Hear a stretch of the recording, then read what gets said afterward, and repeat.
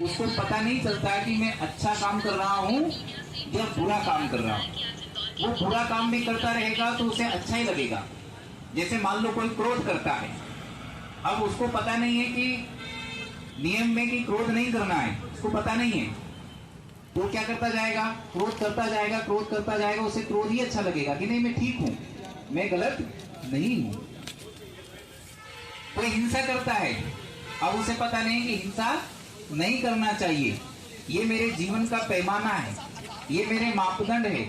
जब उसे ये पता ही नहीं रहेगा तो वह हिंसा करता जाएगा और उसको हिंसा को अच्छा लगेगा, वो अच्छा समझेगा कि मैं ठीक काम कर रहा हूं। बुद्ध ने कहा कि जिस व्यक्ति के जीवन में मापदंड नहीं होता है वो अच्छे और बुरे का फर्क नहीं कर पाता है। तो प्रत्येक मनुष्य के जीवन में मापदंड होना बहुत जरूरी है। और मापदंड क्या है, तो ये जो पंचशील है ये व्यक्ति के जीवन के मापदंड है, गृहस्थ के लिए भी और सामने के लिए भी और भिक्षुओं के लिए भी। इन 5 मापदंडों को हमें हमेशा याद रखना है कि हमें शरीर से, मन से, वाणी से हिंसा नहीं करनी चाहिए। शरीर से भी हिंसा करते हैं, मन से भी हिंसा करते हैं और वाणी से भी हिंसा करते हैं। शरीर से हम किसी को मारते हैं तो वो सामने से दिखती है कि हाँ इसको हमने मारा। मन से हम किसी के प्रति बुरे विचार लेके आते हैं, है कि नहीं, हम नुकसान का सोचते हैं कि इस आदमी का नुकसान हो जाए, तो वो भी एक क्या है, एक हिंसा है।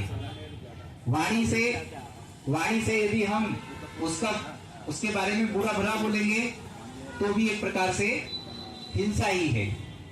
तो हमें हिंसा से व्रत रहना है, किसी भी प्रकार की हिंसा नहीं करनी है। खास करके ब्राह्मणों को और भिक्षुओं को किसी भी प्रकार की हिंसा नहीं करनी है। लेकिन उपासकों को इसमें छूट दे रखी है। उपासकों को ये छूट दे रखी है कि आवश्यकता पड़ने पर आप हिंसा कर सकते हैं। अहिंसा परमो धर्मा जैनियों का डॉक्ट्रिन है, जैनियों का सिद्धांत है। लेकिन बुद्ध का जो सिद्धांत है, बुद्धिज्म का जो सिद्धांत है, वो अहिंसा परमो धर्मा नहीं है। बुद्ध ने अहिंसा की व्याख्या की है कि अहिंसा क्या है और हिंसा क्या है।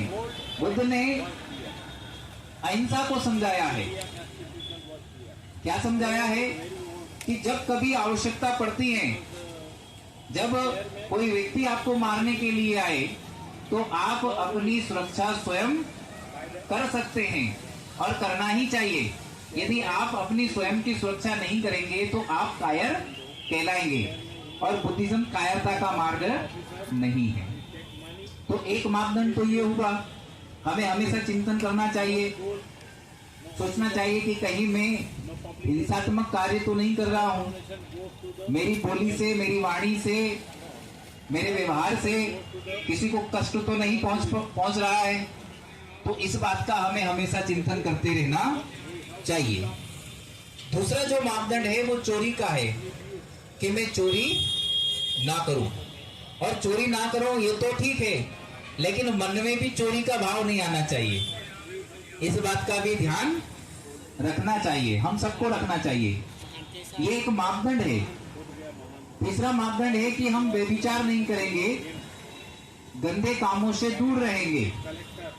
और चौथा मापदंड है कि हम जानबूझ करके भी झूठ नहीं बोलेंगे।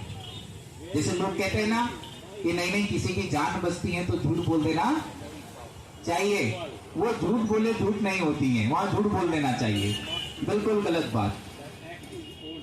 इसके पीछे की एक कहानी में बताता हूं। जब तथागत गौतम बुद्ध अंतिम अवस्था में थे तब राहुल उनसे मुलाकात करने के लिए आए थे।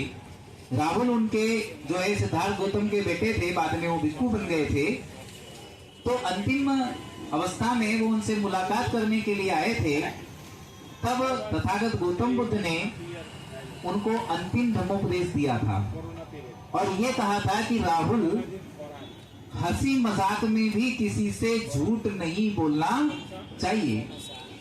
जो व्यक्ति हंसी मजाक में किसी से झूठ बोलता है वो कुछ भी गलत काम कर सकता है, उसका भरोसा नहीं है। क्योंकि जब वो हंसी मजाक में झूठ बोल रहा है तो अवसर आने पर वो क्या क्या नहीं बोलेगा, वो सब कुछ कर सकता है। तो झूठ नहीं बोलना है, चुगली नहीं करना है। किसी ने जैसे किसी को बुरा भला कह दिया, किसी का व्यवहार अच्छा नहीं लगा, तो वो क्या करते हैं, वो उससे नहीं कहेंगे कि नहीं भाई तेरा व्यवहार अच्छा नहीं है। किससे कहेंगे, किसी तीसरे व्यक्ति से कहेंगे, वो मुझे ऐसा कह रहा था, वो मुझे ऐसा कह रही थी। तो तीसरे व्यक्ति से नहीं कहना है। यदि आपको किसी का व्यवहार अच्छा नहीं लगता है, किसी की वाणी अच्छी नहीं लगती है, तो उससे आप जो है नम्रता से कह दो, हाथ जोड़ के कह दो कि भंते जी, या कोई उपासक है तो उपासक जी, आपका ये व्यवहार हमें अच्छा नहीं लगा, आप चाहे बुरा माने या अच्छा माने। लेकिन हम ऐसा नहीं करते, क्योंकि हमारी आदत क्या है, ऐसी बनी नहीं, हमने ऐसी आदत नहीं बनाई। हम क्या करते हैं, हम किसी तीसरे व्यक्ति से उसकी बुराई करते हैं। तो ये भी किस में आता है, ये मूषावादा में आता है। तो ये भी हमारा एक जीवन का मापदंड है। इस जीवन के मापदंड को हमें हमेशा स्मरण करते रहना चाहिए। और पांचवा जो मापदंड है, पांचवा जो सील है, और भिक्षुओं के लिए नियम है, व्रत है, भिक्षु तोड़ नहीं सकते, श्रावण भी तोड़ नहीं सकते। तो पांचवा जो नियम है वो है नशे का, किसी भी प्रकार का नशा नहीं करना है। तो जो अभी नए नए श्रावण बने हैं उनसे मेरा निवेदन, हम किसी तीसरे व्यक्ति से उसकी बुराई करते हैं। तो ये भी किस में आता है, ये मूषावादा में आता है। तो ये भी हमारा एक जीवन का मापदंड है। इस जीवन के मापदंड को हमें हमेशा स्मरण करते रहना चाहिए। और पांचवा जो मापदंड है, पांचवा जो सील है, और भिक्षुओं के लिए नियम है, व्रत है, भिक्षु तोड़ नहीं सकते, श्रावण भी तोड़ नहीं सकते। तो पांचवा जो नियम है वो है नशे का, किसी भी प्रकार का नशा नहीं करना है।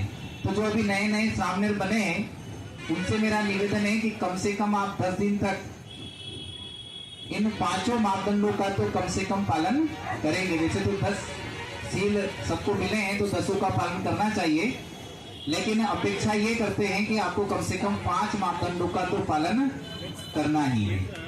तो इन 5 बातों को आप हमेशा ध्यान रखें और मैत्रीपूर्ण भाव से रहें, आपस में एक दूसरे से बैर ना रखें, द्वेष ना रखें, घृणा ना रखें, क्योंकि आप सभी यहाँ पर पवित्र जीवन जीने के लिए आए हैं।